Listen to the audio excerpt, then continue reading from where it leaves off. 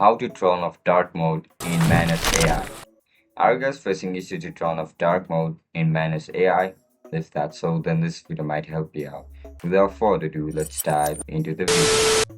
First of all, open browser on your laptop or mobile devices.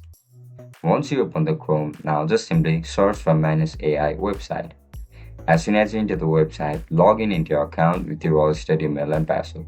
After you get logged in, now look at the top left corner of your screen where you can see this option from Manus. Just simply head over to it and you will be able to see this new interface. Look at the left bottom of your screen where you can see this option for configuration or this setting icon. Just simply tap on it.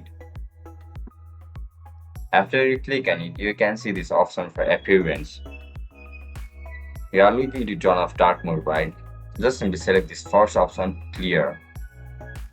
After you click on clear, dark mode will be instantly turned on.